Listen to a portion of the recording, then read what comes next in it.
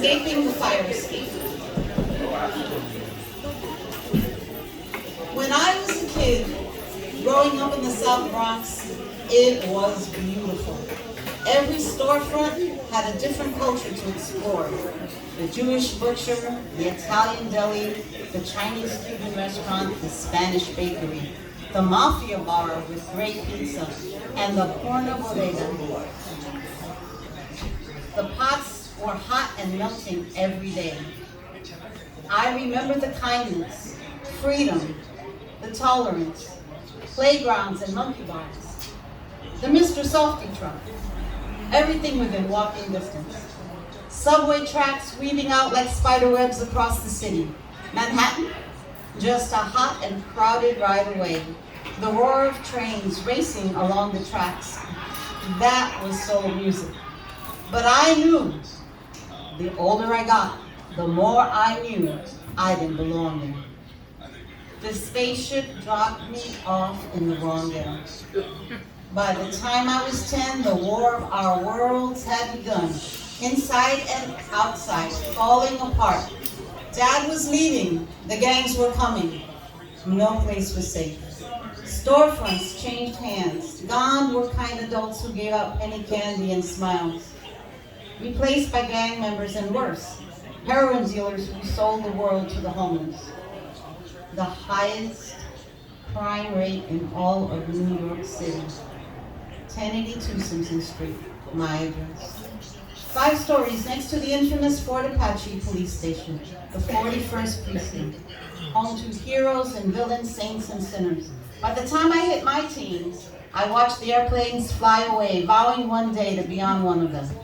Crime, poverty, abuse, suffocating everyone, a plastic bag of brutality and apathy. Opportunity traded for never-ending government assistance. Hopes and dreams traded for food stamps. People without the skills they needed to enter the workforce. Those who climbed up and out, civil service, education, teaching, nursing, a little business, a grocery store, a restaurant.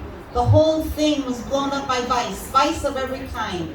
I had been through the blackouts. I had played in the snowstorms. I had seen the riots. I had seen death, decay, and destruction. I had had enough. By the time I left that street, my options were sex worker or junkie. That's how far down the fire escape I had fallen. No hopes, no dreams, nothing. Home was now an abandoned building. I imagined myself dead in a dumpster. Many didn't leave. Many died on the street. Many went back to Puerto Rico. Many are still there. I might have been too. I don't know if I was lucky. I just knew I had to leave. I packed up the wonderful and terrible memories in my suitcase. I filled it with determination and I got on that plane. I flew across the country to a strange new world that was hostile in a unique way. People were more isolated, less friendly, less accepting. They went on and on about my accent. What accent? Only buses, no trains. It took longer to do everything. It took time and patience and commitment. In the end, it was the right move. Here I am today with a suitcase of stories to tell. A literary immigrant. At this point, I would be having a little suitcase and I would be walking away. So I sit down, I open my suitcase, and I pick up something. Do you want to hear a story? Yeah. I was almost born in a movie theater. The Boulevard Theater, to be exact. Mom and Dad were watching Godzilla versus Rodan. The labor pains were coming and Dad was worried. Come on, Olga, we have to go. She refused to move. Not until the end of the movie. I can't imagine what Dad was thinking, but Mom was her own force of nature. So they waited until the very end. It was April. There was a snowstorm. They made it to the hospital. I believe my love for movies was conceived in her womb and almost delivered to the world in that South Bronx theater. Years later, she would tell me the story, and I was amazed. I asked her, why didn't you just have me there? I was sure that would mean lifetime free passes for me. She laughed. I might have, she said, but your dad insisted. From then on, movies have been my love language.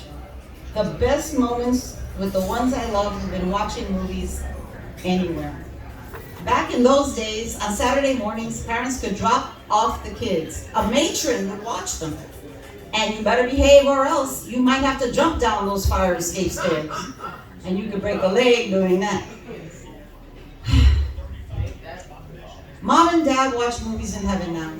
But whenever there is an empty seat next to mine, I can feel one of them nearby me. To this day, I do not leave the theater until the very end of the credits.